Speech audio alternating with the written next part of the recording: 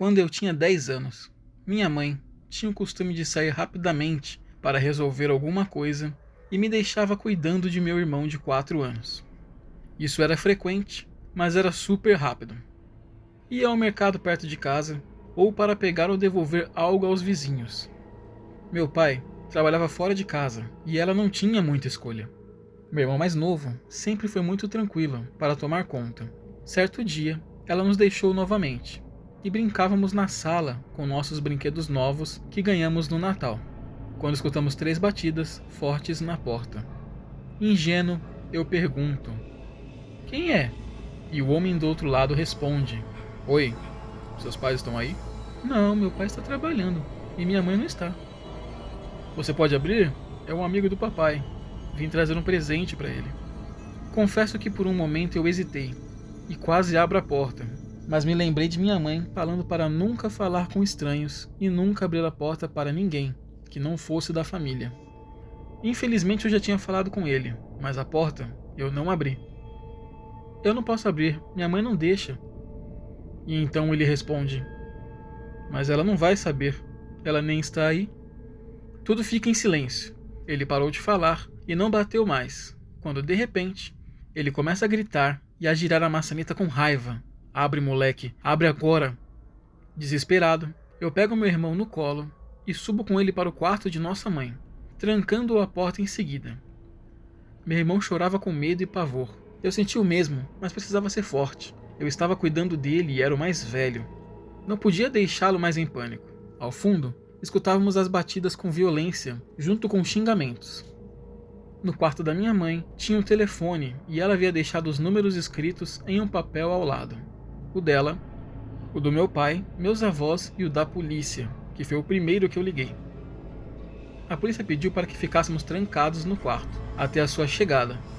E ficamos, e em seguida, liguei para nossa mãe, que nos pediu o mesmo. Sentamos no canto na parede, virados de frente para a janela, e as batidas na porta pararam. Do lado de fora, eu escuto passos e me levanto devagar para ver. O homem estava lá embaixo, olhando para dentro de casa pela janela do primeiro andar. Quando ele olha para o alto e me vê, e começa a apontar e gritar repentinamente: "Eu vou te pegar, eu vou te pegar." Ele começa a escalar pelo cano de chuva que vinha do telhado.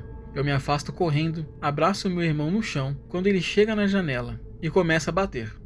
Escuto sirenes de polícia e ele simplesmente desce em um pulo e some. Minha mãe chegou praticamente junto com a polícia desesperada. Tudo foi revistado e não acharam nada. Duvidaram que fosse verdade, alegando que poderia ser nossa imaginação. Mas ao verem as pegadas no jardim, ao lado da janela, eles não tinham dúvidas. A partir daquele momento, nós ficávamos com os nossos avós e meu pai instalou um sistema de segurança muito avançado para a época. O homem nunca foi encontrado e nós nunca mais o vimos novamente.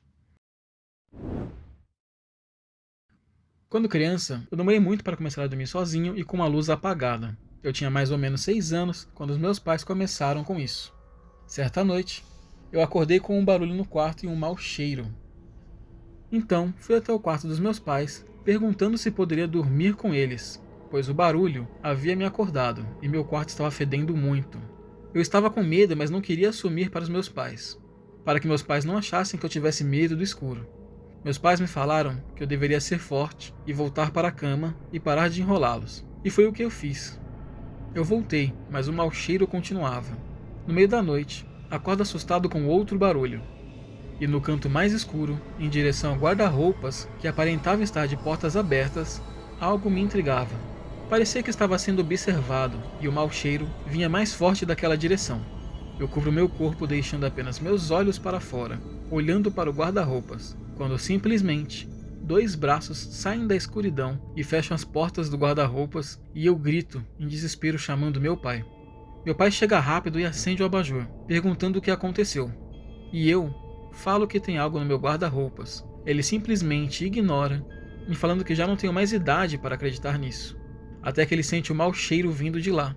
Ele se levanta devagar e abre o guarda-roupas com tudo, revelando muitas roupas e o cheiro que vinha agora com mais força.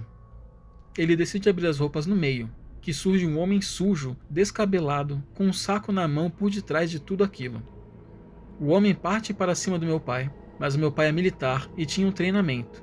Ele conseguiu mobilizar o rapaz enquanto minha mãe chamava a polícia. O mendigo havia entrado em nossa casa aquele dia e se escondido no meu quarto. Por sorte, não aconteceu o pior, pois ele tinha passagem pela polícia por abuso de menores. Esse relato aconteceu comigo, narrador do canal. É o meu segundo relato que eu trago aqui para vocês, e esse aconteceu quando eu era criança. Eu morei a minha infância quase inteira em Boituva, interior de São Paulo, um lugar tranquilo e muito gostoso para se viver. Eu estudava no Objetivo, onde a diretora da escola era a primeira dama da cidade, e a escola ficava longe de casa. Todos os dias íamos de perua. A perua lotava de criança, e a tia nos pegávamos em casa e deixávamos soltos na praça no centro da cidade, enquanto ela entregava as outras crianças primeiro, pois a perua não aguentava a superlotação, e a nossa escola era a mais distante de todas. Todos os perueiros faziam isso. Ficávamos na praça, eu e mais 2 amigos.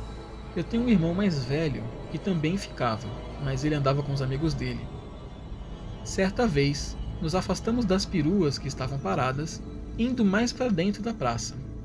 Por ser uma cidade pequena, conhecíamos muita gente, mas naquele dia, um senhor se aproximou com uma sacolinha nos oferecendo balas. Meus amigos e eu aceitamos, e pegamos cada um uma bala. Em certo momento, ficamos em dúvida se comíamos ou não, e o velho ficou ao nosso lado nos olhando e falando: "Comam, crianças, é uma delícia." Resolvemos nos afastar dele, mas mesmo assim, ele nos seguia de longe, nos olhando, e ainda estávamos em dúvida se comíamos ou não, quando Rodrigo, um dos meus amigos, disse que ia comer e começou a descascar a bala. E eu lembrei que minha mãe me disse nunca aceitar doces de estranhos, e eu peguei a bala de sua mão e da mão de Ludmila, minha outra amiga. Eu peguei as 3 e joguei no lixo. Rodrigo ficou indignado, e o velho, ao ver essa situação, veio em nossa direção com raiva. Meu irmão viu a situação de longe e gritou para ele se afastar, chamando as tias das peruas. As pessoas começaram a correr em sua direção, e ele correu com tudo, e não conseguiram alcançá-lo. E olha que ele era bem velho. As balas estavam realmente drogadas, e a intenção dele era de nos sequestrar. Naquela época, algumas crianças já haviam sumido na região. Se não fosse o meu irmão, ele poderia ter pegado um de nós à força, e se não fosse eu, por ter lembrado do conselho de minha mãe, teríamos comido aquelas balas. Os perueiros, após esse dia, nunca mais pararam nas praças para fazer o rodízio dos alunos. Se eu tivesse comido a bala aquele dia, provavelmente eu não estaria aqui contando histórias para vocês. Meu pai comprou um computador no início dos anos 2000. E logo de cara, instalamos a internet de escada. Tudo era novo para nós. A internet tinha de tudo que você poderia imaginar. Mas eu sempre utilizava de madrugada, pois ao usar a linha de escada, travava a linha de telefone e de madrugada não pagava. Foi então que eu conheci o famoso chat do UOL. Eu passava horas naquele chat conversando com desconhecidos e adicionando no meu MSN. Um dia, conheci uma garota de 13 anos. Ela era 2 anos mais velha do que eu. Ficamos horas nos falando. Adicionamos uns aos outros no MSN e eu encaminhei fotos minhas que eu havia escaneado, e ela me enviou as delas. Eu me apaixonei. Não via a hora de chegar à meia-noite, todos os dias para conversar a madrugada inteira. Um belo dia, ela disse que gostaria de me ver pessoalmente. Eu fiquei muito feliz e tímido, mas eu aceitei sem hesitar. Combinamos de nos encontrar na praça, na rua atrás da minha escola. Ela queria que fosse à noite, pois estava fazendo um curso na parte da tarde. Eu estava apaixonado e aceitei o convite sem pensar. Só que eu não poderia sair de casa sem autorização dos meus pais, e eu contei para eles todo empolgado. Eles acharam super estranho e disseram que eu não poderia ir, mas eu insisti demais e afirmava que era ela de verdade. Meus pais tiveram a ideia de passarmos de carro em frente à praça no horário combinado às 8 para poder vê-la antes do encontro. A praça esse horário era muito deserta e escura. Quando chegamos, não tinha ninguém, apenas uma Kombi estacionada. Mas quando estávamos quase indo embora, avistamos um homem atrás de uma árvore, olhando o relógio com algo na mão que parecia uma seringa. Ele nos viu e correu para a Kombi, ligando e partindo. Eu nunca mais conversei com ela, pois ela nunca mais ficou online. Hoje, eu tenho certeza que aquela garota não existia e que eu conversava com um cara que se escondia atrás da árvore. Se eu não tivesse avisado os meus pais e ido sozinho, não sei o que seria de mim hoje.